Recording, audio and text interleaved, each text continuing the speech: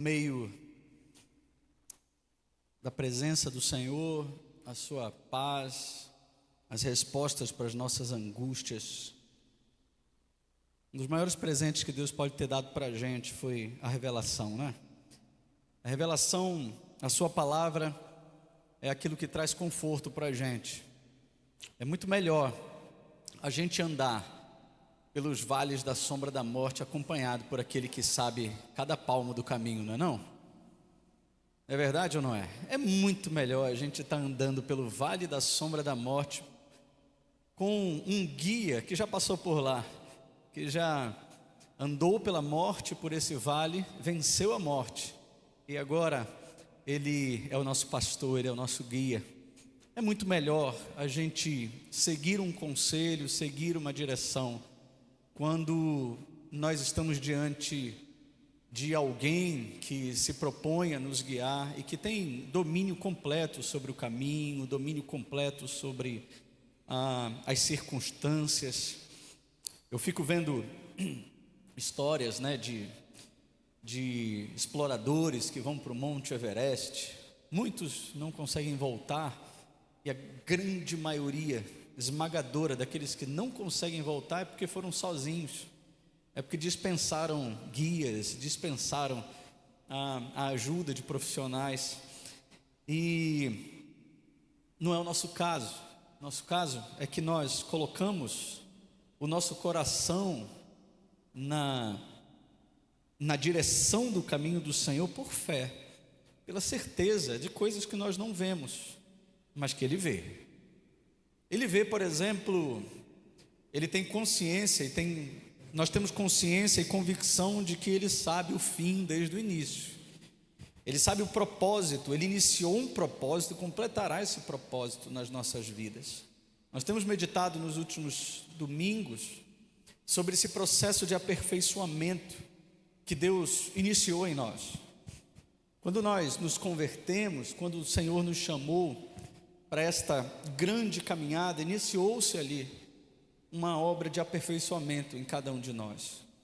Não é que quando Jesus nos encontrou tudo acabou, não. Iniciou-se um processo de aperfeiçoamento. E nós passaríamos, os textos bíblicos são muito claros, que nós passaríamos por essas aflições. Mas tem de bom ânimo. Jesus diz: eu sou o guia, eu venci tudo isso aí. Eu venci o mundo. Olhem para mim, olhem para minha direção, e vocês encontrarão as respostas dos sofrimentos de vocês. Quero convidar o irmão a abrir a tua Bíblia em Romanos capítulo 8, nós vamos ler a partir do versículo 17. Não vai estar só parte dele aqui na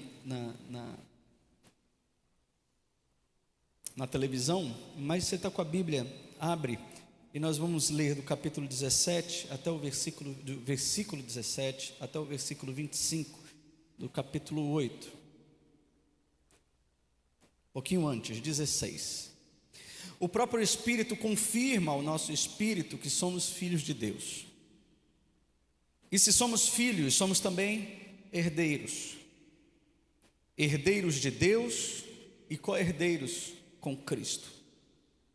Se com Ele sofremos, para que também com Ele sejamos glorificados.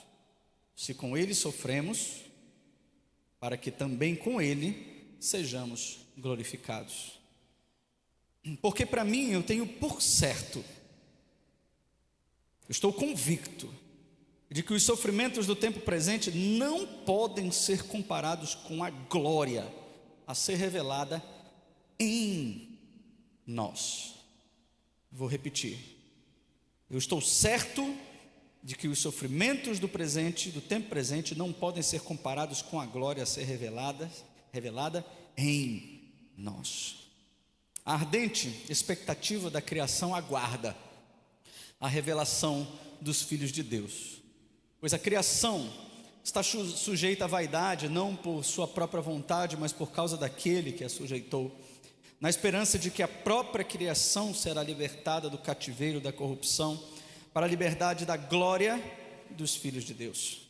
Porque sabemos que toda a criação a um só tempo geme e suporta angústias até agora. E não somente ela, mas também nós, que temos as primícias do Espírito, igualmente gememos em nosso íntimo, aguardando a adoção de filhos e a redenção. A adoção de filhos, a redenção do nosso corpo. Porque na esperança fomos salvos. Ora, esperança que se vê não é esperança. Pois quem espera o que está vendo?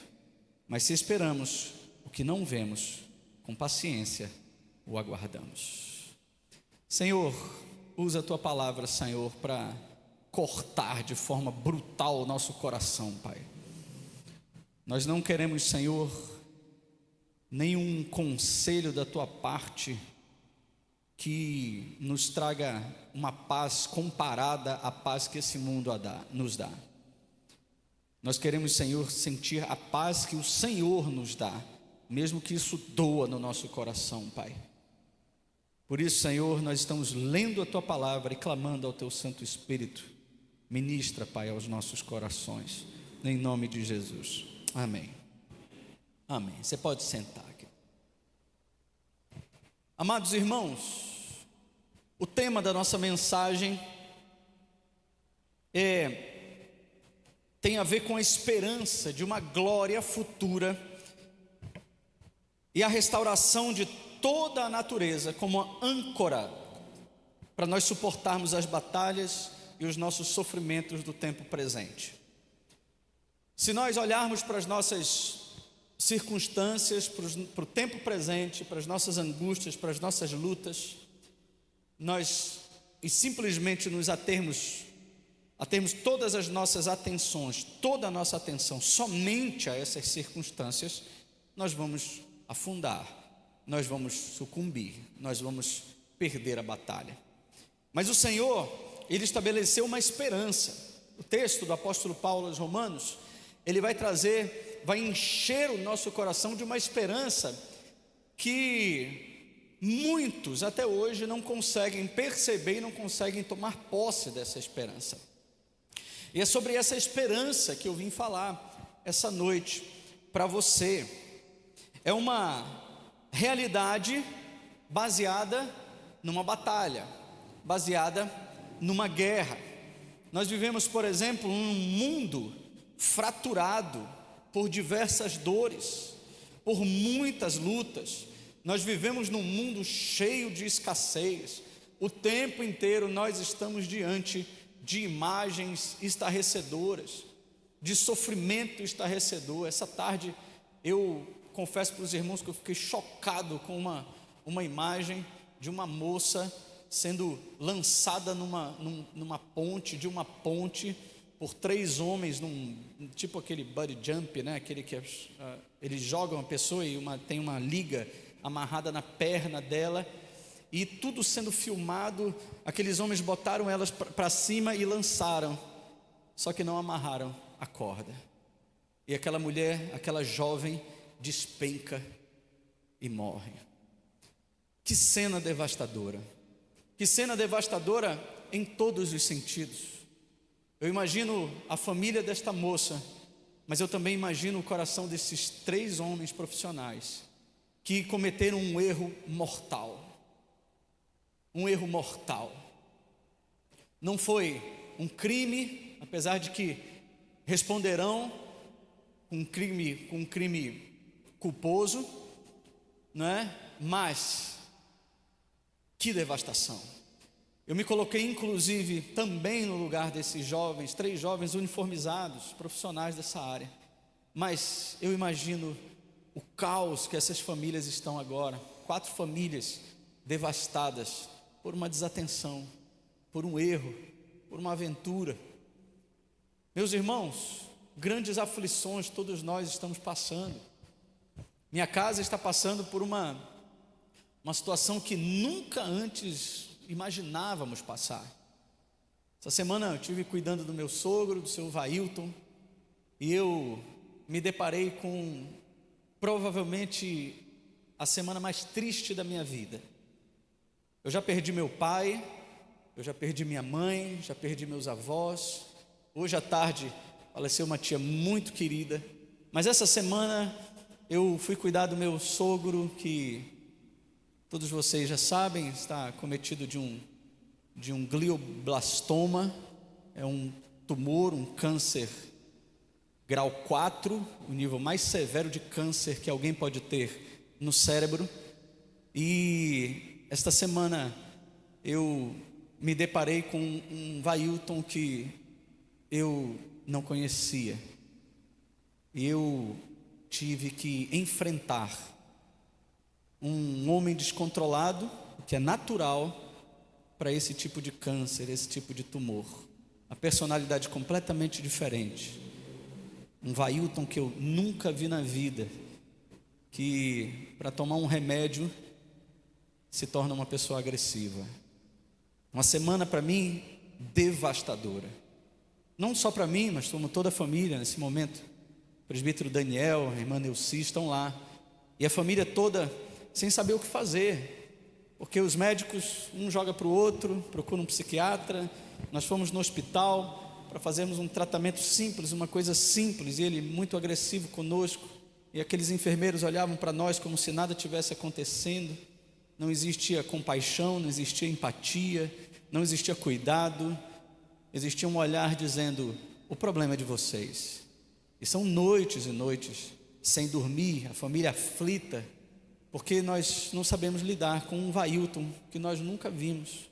Que doença maligna, que doença desgraçada, que terrível lidar com algo que realmente nos faz sentir impotentes. Nesse momento nós olhamos para isso e dizemos: a quem nós vamos recorrer? A quem nós podemos clamar? Evidentemente, logicamente, que o Senhor o tempo inteiro está conosco. O tempo inteiro nós temos clamado ao Senhor, e as maiores guerras com o meu sogro foram de joelhos, pedindo: Senhor, nós sabemos que existe uma limitação naquele cérebro, nós sabemos disso, mas Tu és o Deus que fala no Espírito, Tu és o Deus que vai no Espírito do homem. Esse câncer obedece o Senhor, basta uma palavra do Senhor, e o Senhor poderá trazer a naturalidade, todas as coisas. Mas, queridos, esse câncer não se trata somente do seu Vailton. Esse câncer tem a ver conosco, tem a ver com a nossa casa, tem a ver com a nossa família, tem a ver com este sofrimento que não pode ser comparado ao peso de glória reservado para todos nós. É o que o apóstolo Paulo diz. E esse é o texto mantra, é o texto que eu mais repito no meu coração e na minha mente: nenhum desses sofrimentos pode ser comparado, porque para mim eu tenho por certo de que os sofrimentos do tempo presente não podem ser comparados com a glória a ser revelada em nós. E este entendimento dessa frase é o grande segredo e a grande chave desse texto, porque o texto ele diz que existe uma glória a ser revelada em nós, na nossa vida, no nosso corpo, na nossa alma, no nosso espírito. Nós cremos sim num Deus glorioso, nós cremos num Deus glorioso, o Rei da Glória. Nós cantamos agora há pouco, nós cremos nisso, mas muitos poucos crentes creem que esta glória também está reservada a nós, a mim e a você. E que o tempo presente é um caminho a trilhar para alcançarmos essa glória que será revelada em mim e em você. O Evangelho ele não oferece para a gente um escape, mas o Evangelho ele convida a nós a colocarmos todas as nossas aflições numa balança. De um lado as nossas aflições e do outro lado a eternidade. O Evangelho ele não nos tira das nossas aflições, mas ele coloca no outro lado um lugar que estava desocupado. ele coloca o peso da eternidade. A esperança é a grande cura do Senhor para nós. Talvez você veio aqui essa noite procurando uma oração mágica, procurando uma palavra mágica. A palavra mágica que eu tenho para você é que o Senhor tem uma vida eterna para você, para todos os seus filhos e para todos aqueles que creem, baseados no texto, como herança, que nós somos todos herdeiros de Deus e co-herdeiros em Cristo Jesus. Então, quando comparados a eternidade com o tempo presente de aflição, a eternidade ela assume um peso infinitamente maior. Infinitamente maior. É esmagadora a força que a eternidade, a proposta da eternidade tem diante das nossas aflições.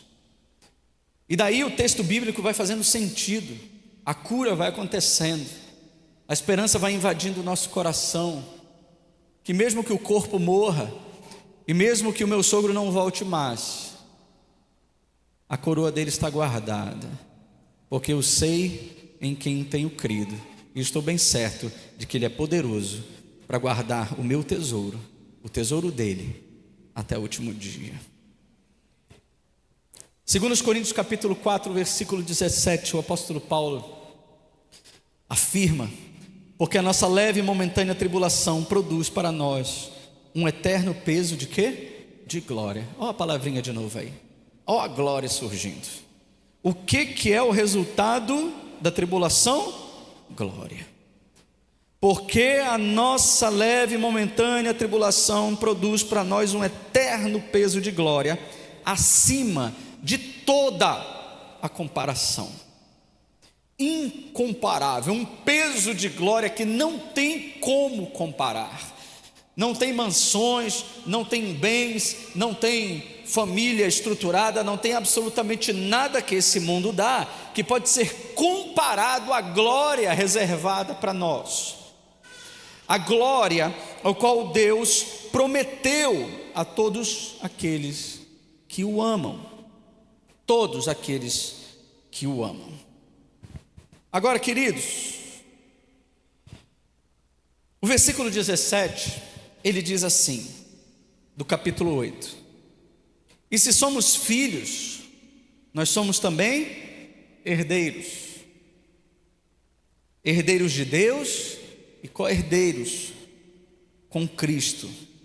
Agora presta atenção: se com Ele sofremos, para que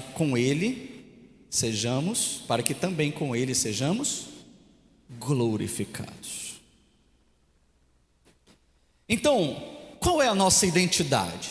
A identidade estabelecida pelo texto, a revelação sobre nós que somos filhos de Deus, aqueles que cremos e servimos e vivemos como servos de Deus. Nós somos co-herdeiros com Cristo Jesus. Ou seja, nós passamos a ter direito à herança que Cristo conquistou. Cristo Jesus foi glorificado na sua morte. E qual é a nossa herança? Glória. Se com Ele sofremos. Se com Ele nos tornarmos participantes do sofrimento, se com Ele enfrentarmos o nosso sofrimento, se dissermos com toda a convicção de que o vale da sombra da morte existe, mas também existe um bom pastor que nos fará passar por esse vale, se com Ele passarmos os nossos sofrimentos, nós também seremos com Ele glorificados. A herança gloriosa, ela é condicionada à nossa passagem pelo sofrimento, aos nossos sofrimentos. Então a glória, amados, passa necessariamente pelo sofrimento. Necessariamente. A dor não é abandono de Deus. Está doendo, Deus me abandonou. Não, meu amado. Muito pelo contrário. Deus está trabalhando. Pastor Marco de Souza Borges diz assim: nós não fazemos a obra, nós somos a obra. Deus está fazendo uma obra em nós, para que a glória de Deus seja revelada em nós. Em nós. Então, a dor não é o abandono, mas é o campo de treinamento e prova da nossa filiação. Amados, em 1501, em Florença, na Itália, foi descoberto um grande, enorme, valioso bloco de mármore branco, Carrara, um dos mármores mais raros e preciosos do mundo. Esse bloco enorme, ele foi tirado da natureza e foi levado para um campo aberto, para um local onde a realeza do local contratou 2 escultores. E a história conta que esses escultores, eles foram sendo machucados por aqueles escultores. Mas aqueles 2 escultores, eles falharam. E os danos daquela pedra, daquele mármore, foram tão severos, aquela pedra, que aquela pedra ficou, aquele mármore Carrara ficou esquecido naquele jardim. Ele ficou completamente esquecido. As pessoas iam lá e diziam: não tem mais jeito para esta pedra de mármore rara. Porém, os escultores falharam na sua missão. E aquele bloco, ele ficou abandonado no pátio de uma catedral por 25 anos. Vocês imaginam a tristeza que, ao se deparar com aquele bloco tão raro, mas mal esculpido, que deformou aquela pedra e tirou completamente o valor. Aquela pedra ficou dia e noite, pegando sol, chuva, desgastando, depreciando, e ficou por ali durante 25 anos, como algo inútil e completamente sem esperança. Mas um jovem escultor de 26 anos passou por aquela pedra e chamou a realeza, chamou os bispos que eram responsáveis pela guarda daquela pedra e disse assim: me deem a oportunidade de esculpir o que eu estou vendo nesta pedra. E aqueles homens disseram: você está maluco, você está louco, essa pedra aí já está há 25 anos aqui, era a idade dele praticamente, não tem mais jeito, já está cheia de marcas. 2 homens experientes passaram aí e erraram nesta pedra. E aquele jovem, que se chamava Michelangelo, olhou para aquela pedra e viu uma pedra gloriosa. Então ele recebeu uma autorização para começar a mexer naquela pedra. E ele pegou as suas ferramentas, o seu martelo, ele pegou aquele martelo e aqueles materiais de artesanato, e começou a golpear, começou a bater, começou a machucar, começou a cortar aquela pedra. Imagina, por um momento, se aquela pedra tivesse sentimento. Imagina se aquela pedra fosse uma pessoa como nós. A cada martelada, a cada pedaço arrancado, ela ia sentir uma dor terrível, terrível. A pedra, por exemplo, poderia gritar: por que você está me quebrando? Por que? Eu já fui tão ferida no passado, por que mais dor agora? Por que mais dor? Amados, o processo para esculpir uma pedra é violento. Eu não sei se você já viu um artesão, né? Eu nunca vi pessoalmente em pedras, mas em madeira a gente já viu, e em madeira já é algo que sai voando pedaço para tudo quanto é lado. Imagina numa pedra. Mas, depois de 3 anos, aquele homem terminou a sua obra. E ele transformou aquela pedra na maior obra de arte, na maior peça esculpida pela mão humana. Uma estátua que se chama Estátua de Davi. A escultura mais perfeita feita pela mão humana. E depois que ele terminou aquela obra magnífica, ele foi questionado. Como é que ele conseguiu esculpir com tanta perfeição uma pedra que tinha sido abandonada? Então a resposta dele foi: eu vi um anjo dentro do mármore. Eu o vi. Eu apenas trabalhei para libertá-lo. O que Michelangelo viu? Glória. O que Michelangelo viu dentro daquela pedra? Um anjo glorioso.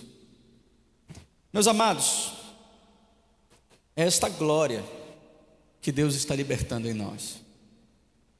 É essa glória que Ele está trabalhando, esculpindo, aparando, para que seja revelada em nós. É por isso que o processo da vida da gente é muito doloroso, porque Deus está trabalhando. É por isso que o texto diz que vai ser dolorido, vai ter sofrimento, para que a glória seja revelada em nós. João Calvino, ele diz que a nossa união com Cristo é dupla. Nós precisamos da sua cruz para participarmos da sua coroa. Ninguém pode ser co-herdeiro na glória se não for participante de seus sofrimentos. Ninguém alcançará a glória sem experimentar o sofrimento. Então, meu querido, você que está querendo fugir de sofrimento, eu sinto lhe dizer, você não alcançará a glória. Mas o sofrimento é para que a glória seja revelada. Amém? Aonde? Em nós. No versículo 18 do capítulo 8 de Romanos, o apóstolo Paulo diz: porque para mim tenho por certo que os sofrimentos do tempo presente não podem ser comparados com a glória a ser revelada em nós. A glória não é apenas um evento externo que a gente vai assistir, mas é uma restauração ontológica. O que significa ontológico? É do nosso próprio ser. A obra em nós. Meus irmãos, em nome de Jesus, prestem atenção nisso. Prestem atenção nisso. Deus trabalha em pessoas. Você é a obra de Deus. Deus está operando em você a libertação que você precisa para alcançar a glória que está dentro de você, completamente coberta pelos teus pecados, completamente coberta, completamente tomada pela tua incredulidade, pela tua imoralidade, pela tua mentira. Essa glória está dentro de nós, dentro. Ela não é algo que vai acontecer fora, mas é algo que vai acontecer dentro, e muito superior ao que aconteceu no Éden. O pecado, ele desfigurou a imagem de Deus, que foi colocada, esculpida em nós. O texto de Gênesis diz que nós fomos feitos, esculpidos pelo Senhor, a sua imagem e semelhança. O pecado, ele transtornou isso, ele quebrou, ele bagunçou a nossa identidade. Ele pegou esta glória e colocou um caminhão de pecado em cima, para que fosse escondido. O pecado, ele desfigurou a imagem de Deus. A grande esperança que o Senhor nos traz essa noite é que a glorificação o Senhor estabeleceu para todos nós para restaurar perfeitamente a glória perdida. C.S. Lewis, no seu livro O Peso da Glória, Peso de Glória, ele diz o seguinte: numa sociedade de possíveis deuses e deusas, lembrar que a pessoa mais monótona, olhem para mim, é Jonatas, tá? Mais monótona e desinteressante que vocês conhecem, sou eu, tá? Lembrar que a pessoa mais monótona e desinteressante com que você pode conversar, poderá um dia ser uma criatura que, se você visse agora, sentir-se-ia fortemente tentado a adorar. Não existem pessoas comuns no reino de Deus. Na visão de C.S. Lewis, depois da grande restauração, depois que a glória for restaurada em nós, se nós tivéssemos a oportunidade de estarmos diante de um ser desse glorioso, nós queríamos transformá-lo num grande ídolo das nossas vidas. Esse tempo, meus amados, é o tempo que nos faz superar as nossas dificuldades. Os tempos breves de transtornos e dificuldades não podem ser comparados ao peso de glória que será revelado em nós. Versículo 19: a ardente expectativa da criação, ela aguarda a revelação desses filhos. Ela aguarda. A palavra grega apokaradokia, que significa ardente expectativa, ela ilustra a natureza como que esticando o pescoço. Ela está assim, ó. Ou outra tradução possível, ela está na ponta dos pés. A ardente expectativa da criação. Esse termo ela está assim, olha. A criação está ansiosa, numa expectativa da revelação do povo glorioso. Aguardando isso. Quando Adão ele caiu, a criação ela foi arrastada para uma decadência. Logo, a cura desse cosmos depende da glorificação dos mordomos. Depende dessa glorificação daqueles que foram feitos para tomar conta do grande jardim que o Senhor preparou para nós. Imagine uma propriedade imensa, deslumbrante. Imagine o jardim mais bonito e frutífero que já existiu. O rei que construiu esse lugar entregou nas mãos de um jovem administrador, para que ele cuidasse da terra e de todos os animais. Mas esse administrador ele se rebelou contra o rei. Por causa do seu crime, ele perdeu a sua posição, sua mente adoeceu e ele foi expulso. O que foi que aconteceu com a propriedade?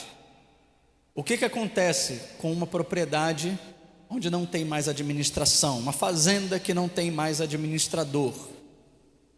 Sem o seu verdadeiro cuidador, a terra ela entrou em colapso. Os fazendeiros aqui, os donos de sítio, sabem do que eu estou falando. Tudo entra em colapso. O sistema de irrigação quebra, as fontes vão secar, né?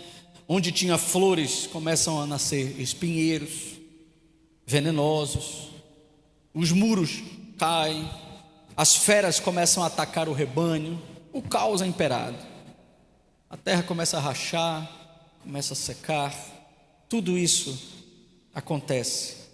Imagine que aquela terra, aqueles campos e aqueles animais tivessem consciência. Imagine se eles pudessem olhar para a estrada principal, o que eles iriam aguardar? Eles iam ficar ansiosos para quê? Eles não estariam esperando uma chuva mágica, ou que a fazenda simplesmente deixasse de existir. Eles estariam na ponta dos pés, com os olhos fixos no horizonte, aguardando um único evento específico: o retorno do verdadeiro dono, o retorno do verdadeiro herdeiro. É essa a expectativa da natureza sobre nós. Essa é a expectativa da criação sobre mim e você. Ela aguarda, ansiosa, na ponta dos pés, a revelação dos filhos de Deus.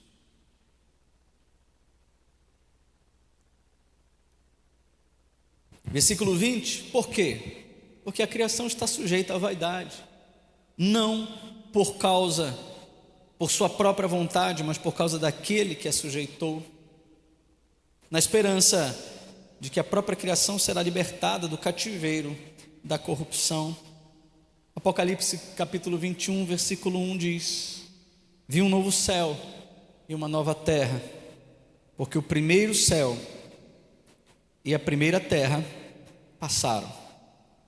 Essa expectativa se cumprirá no texto escatológico, de acordo com o texto escatológico, no final do livro da revelação de Deus a João, no capítulo 21. Será o grande desfecho, onde novos céus e nova terra virão da parte de Deus, e então a natureza verá a glória dos filhos, e nós também veremos a glória da criação. N.T. Wright, ele diz: a redenção do cosmos inteiro aguarda a redenção do nosso corpo humano. Eu vou repetir: a redenção do cosmos inteiro aguarda a redenção do corpo humano. A criação não quer ser resgatada do mundo material para um mundo espiritual. Ela anseia ser libertada da escravidão da corrupção, para que possa desfrutar da mesma liberdade gloriosa que os filhos de Deus terão. Essa é a expectativa da criação. Amados, essa esperança é o que nos faz superar as nossas batalhas. A esperança é que faz com que nós continuemos o nosso caminho. Por exemplo, uma dor de parto. As mães sabem o que é uma dor de parto. É uma dor de morte? Não. É uma dor de vida. É uma dor que produzirá vida. A dor do mundo hoje, ela sinaliza que algo novo e glorioso vai nascer. A vida, ela vem depois da dor. Ela vem depois do sofrimento. E essa dor não é o fim trágico de tudo. Tem muitas mulheres, tem muitas famílias que dizem: não, eu não quero ter filhos porque eu não suportaria a dor. Eu não gostaria, eu não quero enfrentar tais coisas, eu não quero enfrentar tais batalhas porque isso seria muito dolorido. Meus amados, só existe vitória para quem guerreia, quem entra na guerra. Ninguém pode ser considerado vencedor sem guerrear. Ninguém. Ontem o nosso Brasil empatou. Poderia ter vencido, não poderia? Mas se ele não tivesse entrado em campo, ele seria considerado perdedor.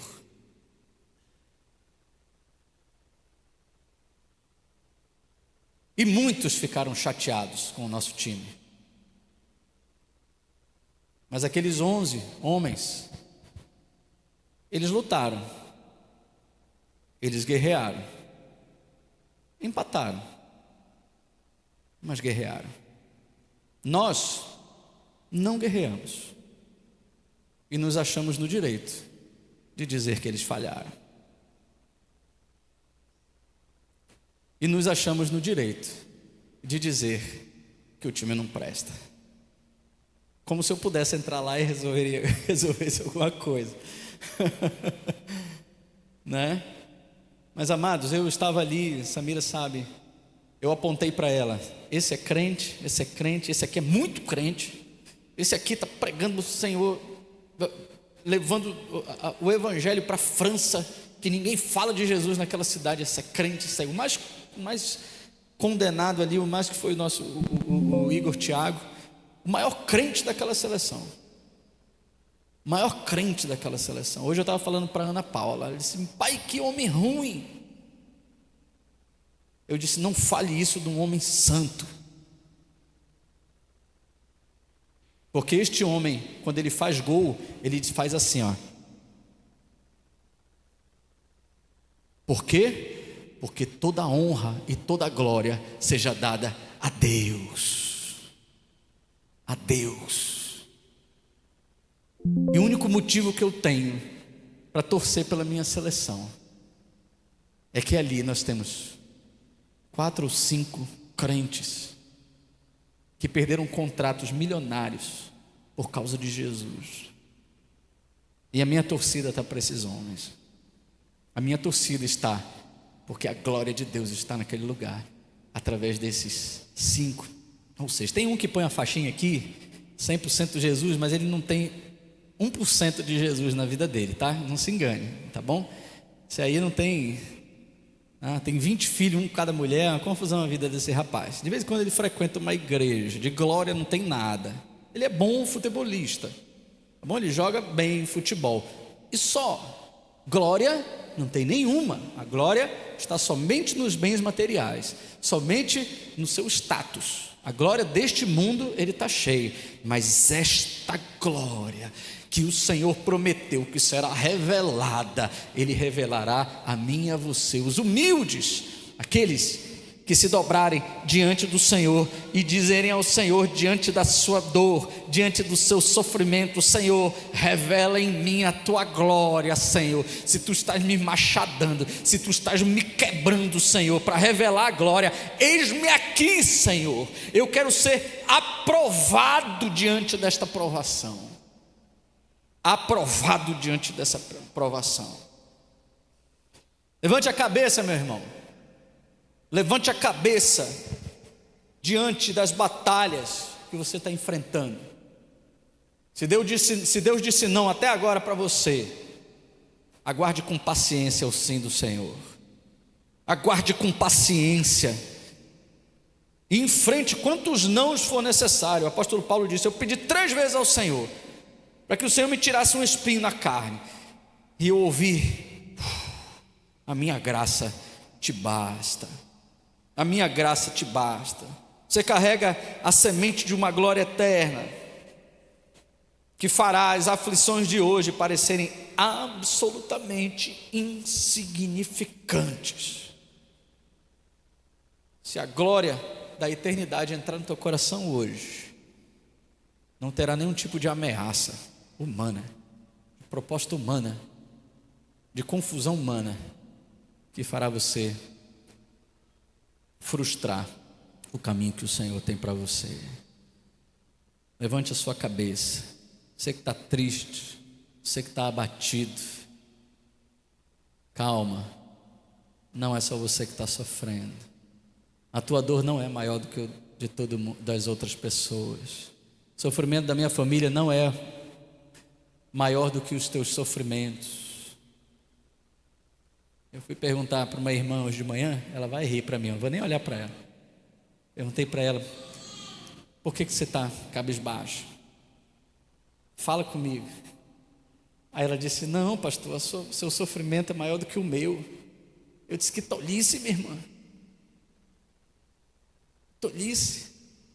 Nós não estamos em disputa em quem está sofrendo, nós estamos juntos nos sofrimentos.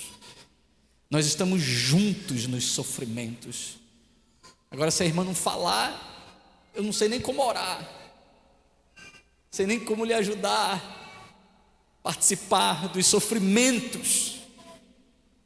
Essa é a bênção, a maior bênção que o Senhor pode nos dar uma comunidade, uma família, que nos faz chorar com os que choram, se alegrar com os que se alegram. Amém, queridos? É tão bom meditar sobre essas coisas. Vamos ficar em pé, vamos cantar ao Senhor.